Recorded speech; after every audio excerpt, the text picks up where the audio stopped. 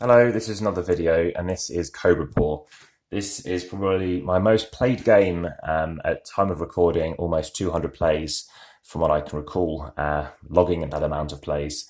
So Cobra Paw came out only a few years ago, and it's very much aimed at the dexterity market, shall we say, suitable for adults, and I've taught this to people as young as 2. And there was one person who didn't speak English as a native language, and they understood it just by watching, and they were aged under 2. So it comes in quite an interesting box, quite an odd shape for people's collections, I would say, for most people. And it doesn't need that kind of space or shape. It's just an oddity. I was going to play this on a table that doesn't have such noisy things, but I'll proceed anyway, because at least you get to see how noisy it can be. I will be showing you multiple variants as well. So there are 3 variants you can play. There's very little between them.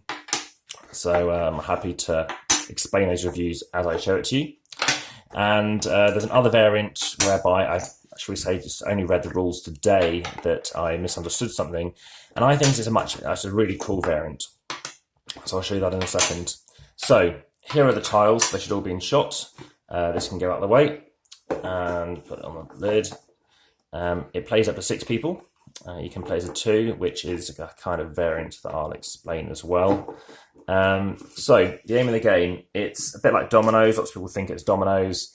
And there are 21 tiles. Now, if you know how things may have worked from school, you can do basically a 6, 5, 4, 3, 2, 1 combo. So you've got 1, 2, 3, 4, 5, 6, 6 of everything. But the point being is there's only one match. So once you've matched this one, then obviously one of the yellows has been used on one of these tiles. So you roll these 2 dice. The first person goes, and it's the first person who can quickly find that particular item, which in this instance is probably that one there. So then that person takes it. Then this one rolls, and they take that one as well. So the aim of the game is to get to 6 and you win. That is in 3 to 6 players. In a 2-player, it's the first to 8. Now, if 2 people strike it at the same time, whoever lands on the divot basically will claim it. So that's a tiebreaker. So that's a nice thing for it. I think these are just hard resins of plastic. I don't think they're ceramic. I've joked and said to people, you can play in a bath. I've dropped them on quite heavy duty floors, and nothing's broken. So they definitely last.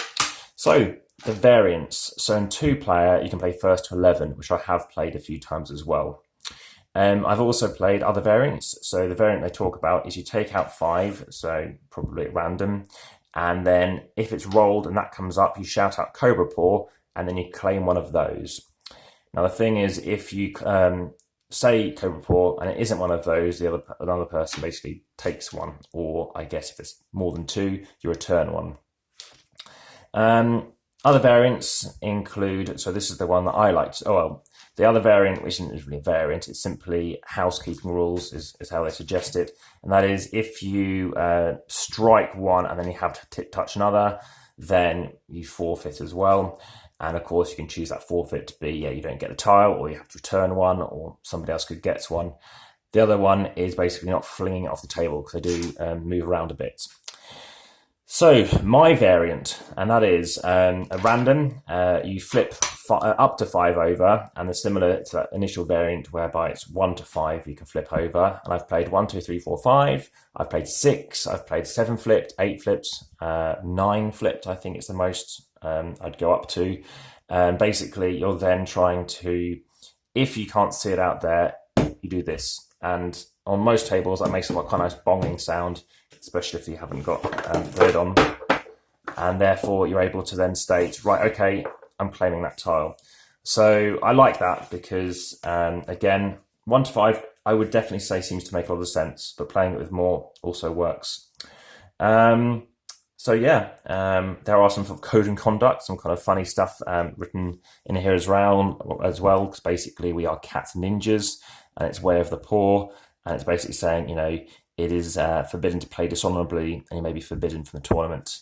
might even cast a shadow, or cast into might even be cast into the litter box of shame. The other thing you can't do is kind of hide what you have or kind of hover over people. So this recommendation is to keep your hand away and then come inwards or off the table. Is I tend to say, right, you start off the table and you roll, draw your hand back, and then go for it. This is a game I do very well at. I think maybe I would say due to frequency of play, but I don't think it's the case. I wouldn't say I'm particularly great at pattern matching.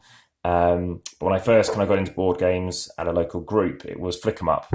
And yeah, they kind of called me the sniper, my ability to hit a long range, having just come from a game of golf.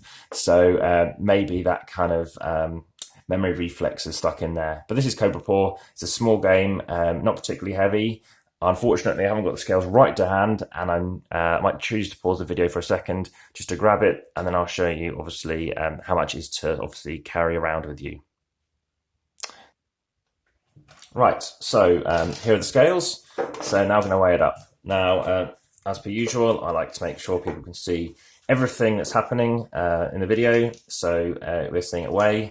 So obviously start with the box. Oh, unpacking away is quite handy to watch just because they have these holes where you can stick the dice. And of course, they're nice and big and chunky, but you've got to make sure that they fit in properly. I've never had an issue really trying to fit it in. I think after the first or second attempt, it makes quite a lot of sense. So usually putting in 3 per thing. Now, I guess some people might want to get precious and put them in opposite each other, maybe to avoid, I don't know, the extra weight difference. I don't have kind of weird scales that, I don't know, balance and check one side against another. Could be of interest though, just seeing how the differences are. So yeah, let's just quickly do that. Does this weigh more than 2 of these? So that's 0, it weighs 23, and it weighs 23, wow! So that is even balanced as well, and I'm sure the distribution of how it wobbles shouldn't make a difference. That is Cobra Paw, and I can cycle up a hill with that, I can lug it around in luggage, and at 409, so that top lid is actually quite a bit as well, you are able to play a game that is quick to play and is unlikely to be destroyed. Enjoy!